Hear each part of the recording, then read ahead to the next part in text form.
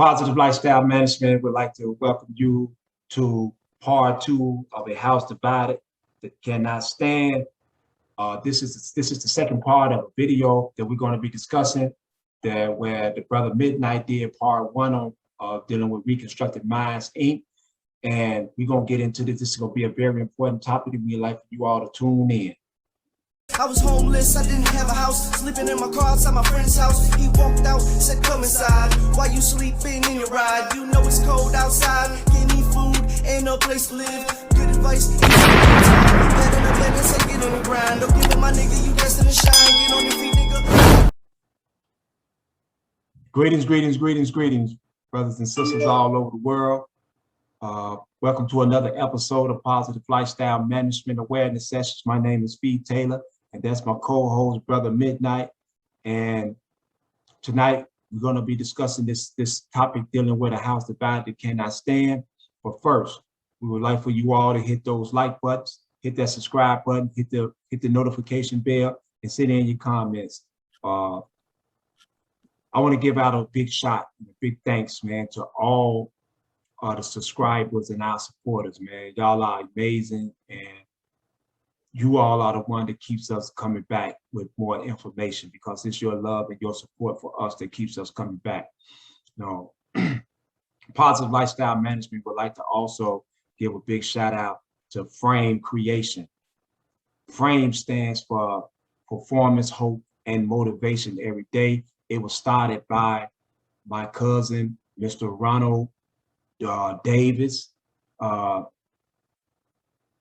He has his own clothing line, and this is, you know, I'm so proud of my cousin, because I can remember when he was born, you know, and he's the first one in our family, you know, to really go off to college, play college basketball. He played professional basketball overseas. He's living in Arizona now, and he has his basketball camp where he's teaching young men and women to play basketball. He's a book writer. He just published a children's book, and he's doing so many amazing things for the community and giving back to the community. I would like for you all to send him a friend request to his Facebook page. His name is Ronald Davis, RONALD Davis, DIVIS, and he's the owner, CEO, and founder of Frame Creation. That's, once again, Frame stands for Performance, Hope, and Motivation Every Day. If you would like to order any of his clothing, his email address is frame, small case, PHAME creation, CREATION @gmail.com. No, these are the things that Positive Lifestyle Management, Reconstructed Minds, Inc. and Project Righteous Endeavor do. We like to give acknowledgement to all the people who are doing positive work in the community. So once again, support Frame, Performance, Hope, and Motivation Every Day. You know, it's just you won't be disappointed. And big shout out to you again, Boofront. You know, cause I know his name is Ronald Davis, but we know him as Boofront. That's my cousin, and I love him, man. And keep doing what you're doing, because you give me motivation to keep doing what I'm doing, cuz. So now we're going to get off into this topic, a house divided that cannot stand. And at this time, I'm going to turn the hosting duties over to the brother Midnight, because this is his series, and he invited me in to give some form of narrative, my form of narrative, or understanding, or to the issue. So at this time, I would like to turn the hosting duties over to the brother Midnight. Greetings, brothers and sisters. My name is Shantario, aka Brother Midnight. This particular awareness session is going to be based off of a series that I was working on a few days ago. Actually, this particular subject was put on my heart around about 3 o'clock in the morning. And I got up and did my study. And as I studied, I received this title in dealing with a house divided cannot stand. So in reference to what we're going to be talking about to a house divided cannot stand is the importance of oneness, the importance of unity. And, you know, my big brother, Fee Taylor, is astronomical in breaking down the teachings in its most simplest form. So we're going to be reiterating some things, some pieces of literature in reference to how it fits to the concept of unity. So with that being said, I turn it back over to my big brother, Fee Taylor. Well, my brother, you the host. So Okay. it's your show. You know what I'm saying? You invited Okay. me on, so I'm just a guest. So Okay. you the host. All right. So as you can see, I'm going to be hosting this in the blueprint on page 57. It talks about the first principle of love. So I'm going to begin reading at the very first paragraph in dealing with the principle of love and how it fits into unity. Now, it reads, in preparation for tasks before us, let us become more aware of our first principle, the love, that we may go on and face the visions of our leadership as though call forth a purpose. From now on, we must put our love in its proper perspective by realizing that love is the one creative force of all existence. So we know how important love is in the family unit. Without love, we don't have anything. Now, in reference to a house being divided cannot stand, love has to be the foundation of the family unit.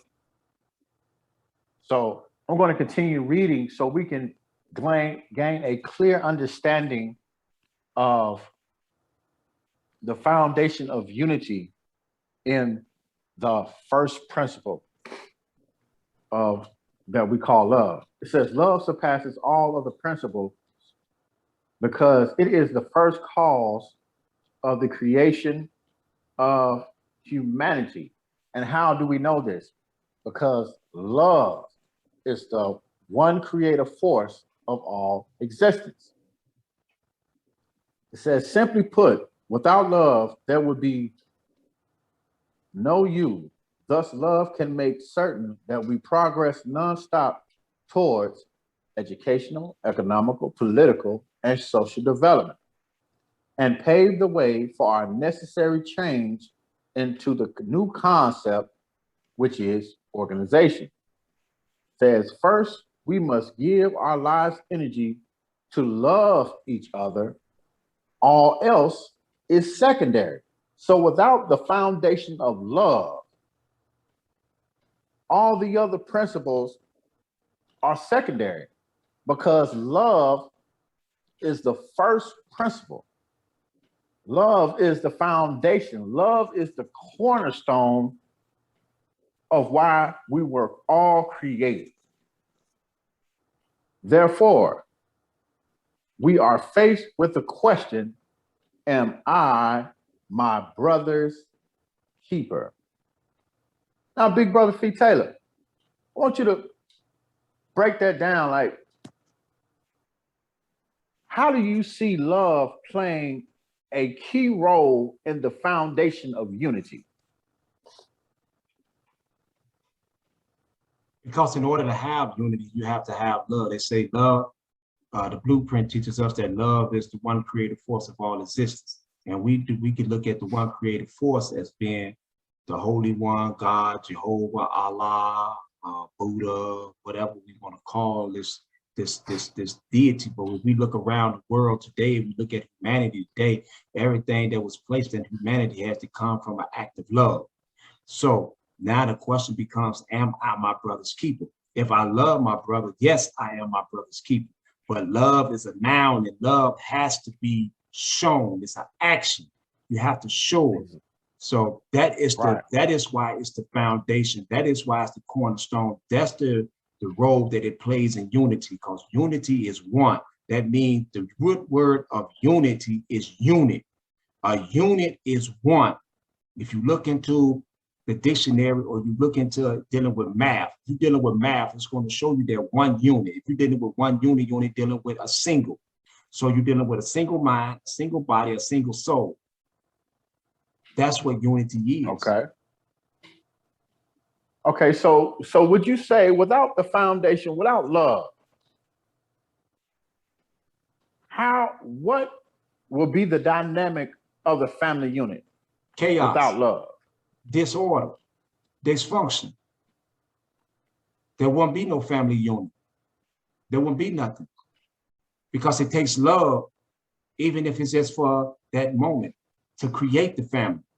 It has to take some form of togetherness, some form of something has to draw you and the woman together in order to begin the creation of the family.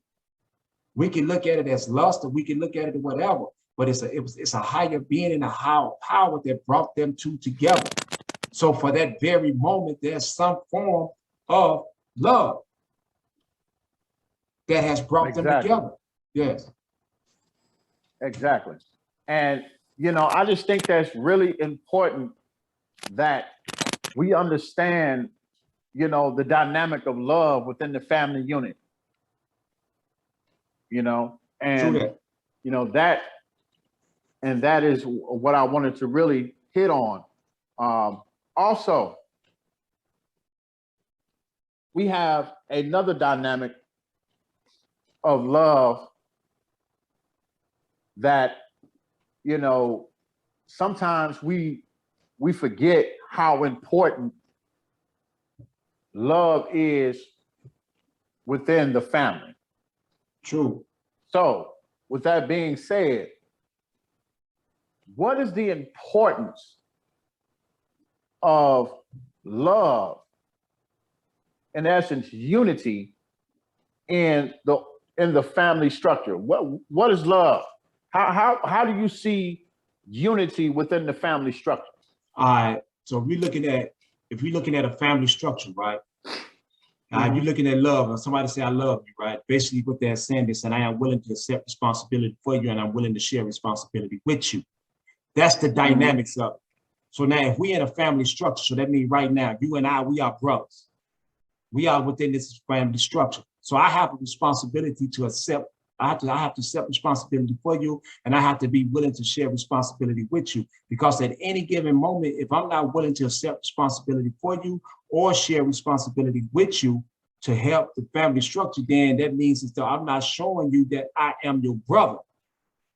See, most people just look at being a brother or being a sister as in we share the same blood, we share the same mother, we share the same father.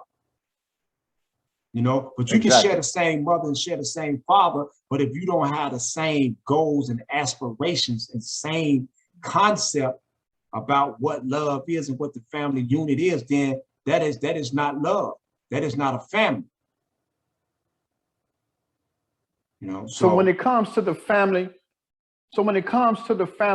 of growth and development, how does unity fit within the organizational structure concerning growth and development? Well, love is what brought us together. That's what created the unity. That's what created the unit. Because you can't even have life without love. So when we came together in this structure, within this unit or this structure within this organization, we had to all share some form of love, and to begin with, we had to love something about it. Because if you don't love something, or something, you're not going to become a part of it. Something Exactly. has to draw us to each other. It was something that drew us, that brought us in. Mm-hmm. Now, let me show you this here. If we study in the true essence of growth and development, it's giving you the true meaning of what love and a family structure is. So you can take this same these same instructions, and take it back and get your own household in order. You can do that if you're using it the right way, because it's showing you. It's like this here. We got a lot of young brothers and young sisters within the family, right? Within the organization. Right. By me being to a lot of these young brothers and sisters today an elder statesman, that means I have a responsibility to them, right? So it's my job to get them ready in order to continue lead the family on into the future. That becomes my job. Exactly. Now, if I start fighting against my young brothers and sisters, trying to maintain a grip that I have on the family, then what I'm going to do is cause chaos and disrupt organizational unity. I disrupt the family unity. You know what I'm saying? Exactly. So then I could be so far out there that I can make myself an enemy within the family, because I'm trying to maintain.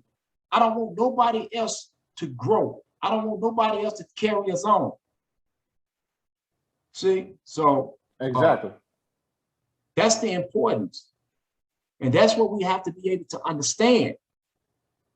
That like, exactly. Dad has always said, Mr. Hoover, you know, when he was active, he always placed emphasis on the youth. Exactly. When the new concept came out in 1981, the new concept was written for the youth, right? Yes, it was. Exactly. And they was talking about the 13 and 14-year-olds at the time, right? Exactly. In 1981, I was 14 years old. So I was that youth that the new concept was speaking about. Exactly. And so as I was coming up, the teachings was nailed into me and those that came out of my generation. Exactly. And to take the words of one of our good brothers, Johnny Page, he said that we were the nation builders, because we were the ones that was hammering and doing everything and putting in all the work. We were the nation builders. Now look at us today. Me, Johnny Page, Itchy, D-Mac, Leland Evans Eel, all of us that was doing that time, we still tight knitted. We still brothers to this very day.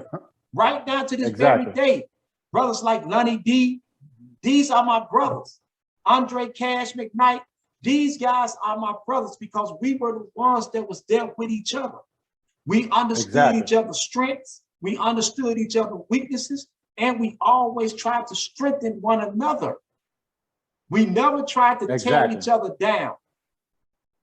We never fought because the next person advanced. Exactly. So it wasn't no bickering and complaining. It was more y'all loving one another and, you know, and building upon each other's strengths. That's right. Now, let's get this understood. There was bickering. There was some complaints. There were suggestions. But we always understood one thing. The organizational structure was more important than our own personal, selfish agenda. Exactly. So that was what was more important. Exactly. You know, so that's why I can call these guys up today, and you hadn't heard some of these conversations. You know, I can call a lot of these guys up today, and we laugh, we joke with each other, we say we talk crazy to each other, but we still brothers. Exactly. At the end of the day, you know, we still brothers, and that's what we do for each other, and we do it not looking for some form of monetary pat on the back or some type of monetary gain or some type of acknowledgement. We do it because it's the right thing to do. Exactly.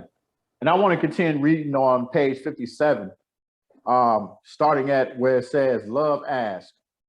It says, love asks us not to ignore the shortcomings of our fellow brothers of the struggle meaning movement, but to love him in spite of his shortcomings, to show faith in the love within him, that he will catch our leadership's vision and in time come to realize his own strength and seek to rise above our past. So that right there lets me know that what you just said ties right into the literature.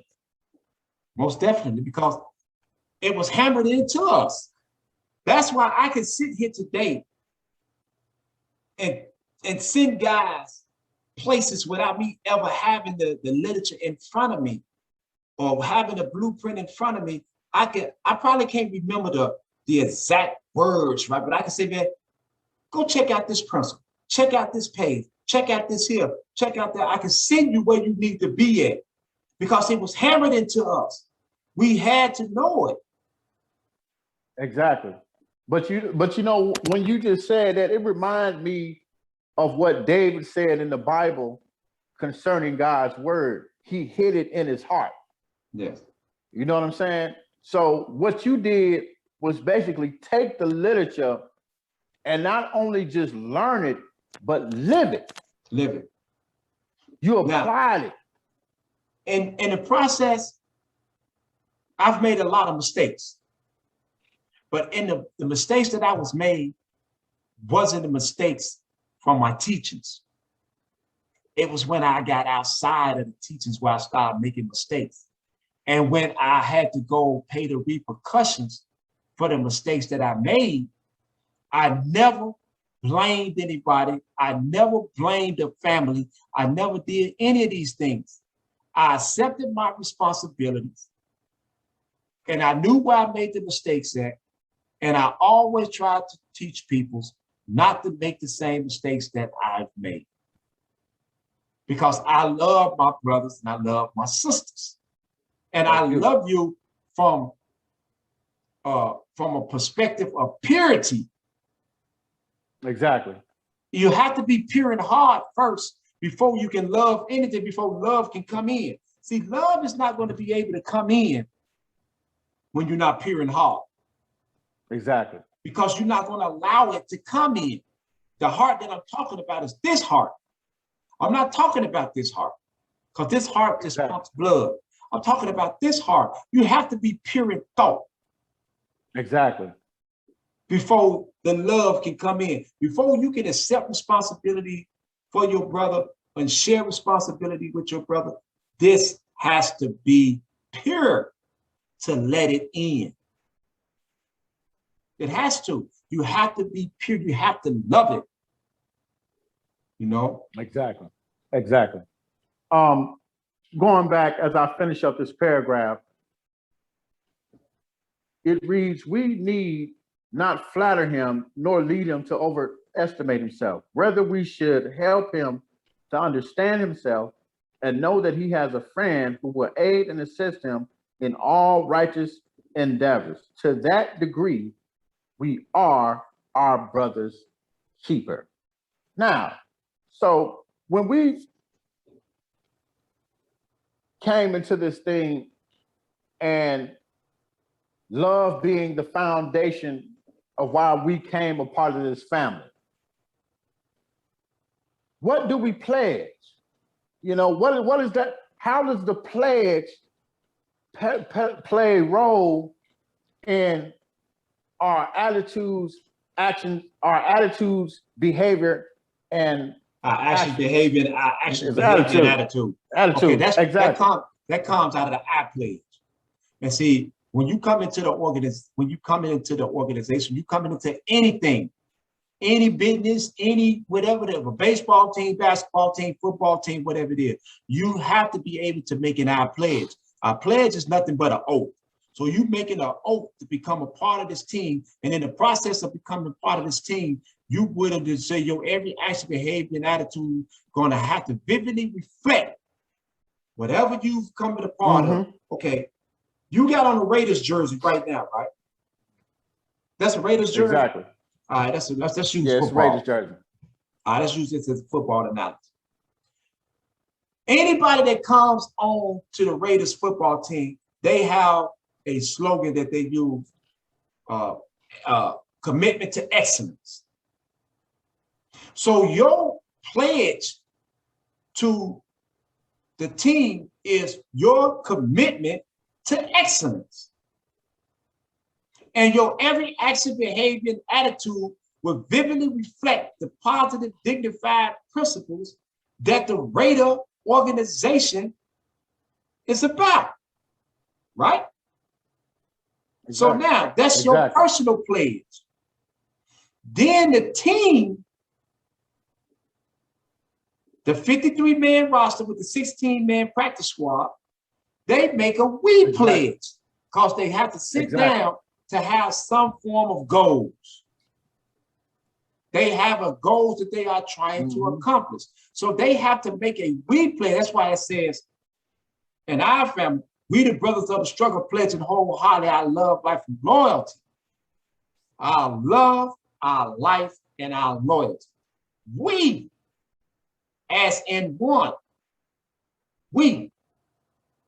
That's a pronoun, meaning all of us. This is what we are pledging to what? To our organization, growth and development. We have embraced the teachings of our chairman. Our covenant will be to fully adhere to all teachings laws about set forth by our chairman and executive staff. You know, so the doctrines of our new concept will be a guide like that shall forever be lit in our hearts and in our mind. This light will serve as a constant reminder and motivating force within each of us. Also, it will instill in us dedication, determination, and discipline. So it has to be that guiding light. What's that beacon light? The doctrines. The doctrines is that beacon light for us. That's that lighthouse that you see, that light that guides the boats in. That's what the doctrines are to us. The doctrines of our new concept is that beacon light of hope. It's guiding us to what? Growth and development. Exactly. You know. And what is the essence of growth and development? Organization. Exactly. You know what I'm saying? So if you're looking at organization, you're looking at the essence, then you're looking at lifestyle management, positive lifestyle management. That's what you're looking at. You're managing your life in a positive manner. That is that essence. Exactly. Lifestyle management, man. But in a positive way. That's why we have the platform, Positive Lifestyle Management. Lifestyle management. Which means the essence of growth and development. You better say it. Teach. Teach. That's what it's about. So, okay. And with that being said, before we get out of here, I want you to summarize everything that we have discussed and how it plays a role in our oneness and also breaking the yoke of division within the family, within the organization. All right, let's look at the organizational structure. It says when it comes to the organization, the individual is subordinate to the organization, right? Which means no one person is bigger than the organization. We're all subordinate to the organization. Meaning subordinate means that we're going to follow the rules and regulations that's within the organization. We cannot get outside. Now, once we get outside of it, then now we're saying that we are bigger than what the organization is about. So now that means you got to go on and do your own thing. To my brothers and sisters, division. Division causes chaos and disorder. It causes murder, mayhem, and destruction. That's what division causes. All right. Our organizational structure is a chain of command. On same way, every family has a chain of command. Within your family, there's a chain of command. The father has a responsibility, mother has a responsibility, children have responsibility. Everything has to go down within that chain of command. If you're not following the rules and regulations that's laid down inside the home, there's going to be some discipline. If you feel that you cannot follow the rules of your parents' household, that means, excuse me, that means your parents is going to tell you, like my mama used to tell us.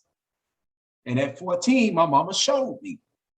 She said, I was 14 when she showed me this. This was in 1981. She said, I pay the cost to be the boss in this house.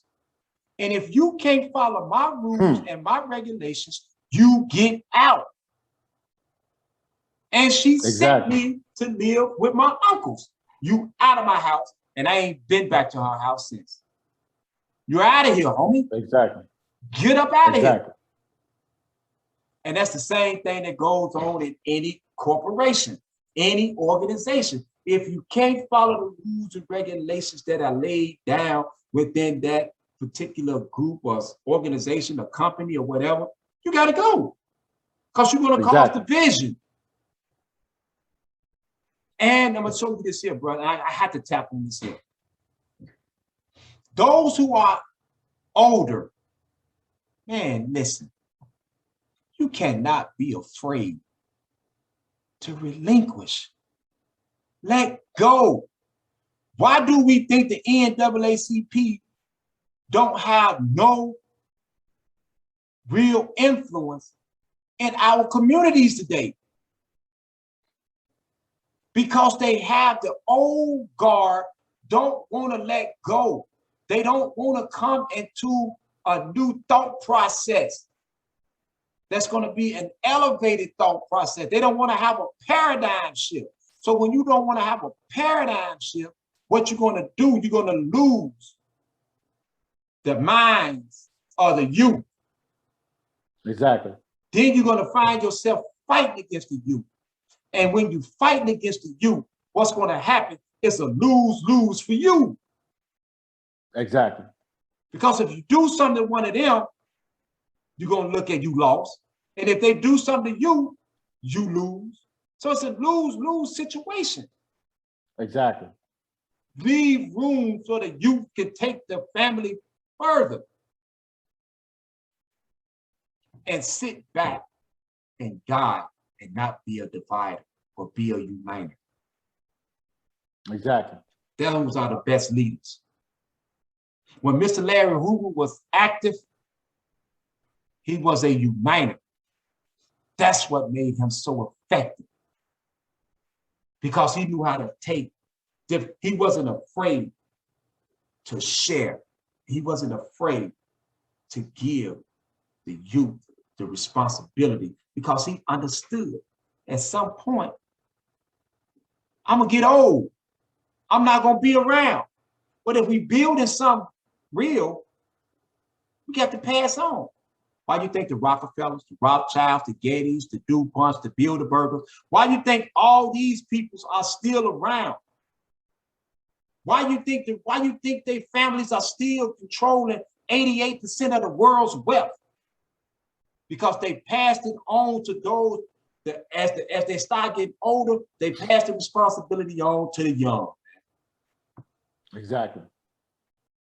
So with that being said, you know, I want to thank you, Brother Fee Taylor, for a powerful breakdown of the black and white and how it fits into the dynamic of division and also the unity that we want to exist within our family structure and within the organization. Thank you, bro. Whatever I could do, man. When somebody call on me, man, I'm going to be there, man. And I'm going to do everything that I possibly can, man, to help us grow and develop, man. So whenever you need me, I'm not the smartest. I'm not the sharpest knife in the drawer, because there's some other brothers out there just sharper than myself. But I'm willing to sit back and I'm willing to help to give my advice, my input, and everything that we are trying to accomplish, man. So anytime you need me, bros, call on me. And I appreciate you and I love you for that, man. You're my big brother. I respect you. I look up to you. And I just want to thank you, man, for always having my back and believing in me and believing in my talent and my ability to be a teacher and a brother of this organization. So with that being said, leave us with some parting shots as we prepare to close this thing out. Listen, brothers, sisters, we are one mind, one body, one soul. We are one unit. We are one organization. We are one family. And all of us have a role in this family.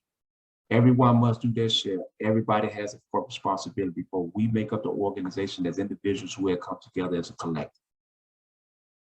So we are a collective. So without us, there is no organization.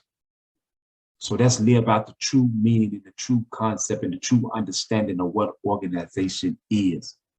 And an organization is a unified and consolidated group of people with an executive structure that deals with the well-being of all of its people. It's an executive structure of business and enterprise for individual, group, and collective acceleration of the body as a whole.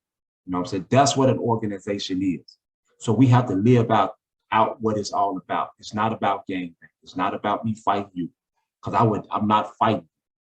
I'm here to help you, and I hope you are here to help me. Yes, sir. Yes, sir. And with that being said, this has been another awareness session of positive lifestyle management. That's my big brother, Fee Taylor. I'm your co-host, Shantario, AKA Brother Midnight. Love to you all and peace. Peace.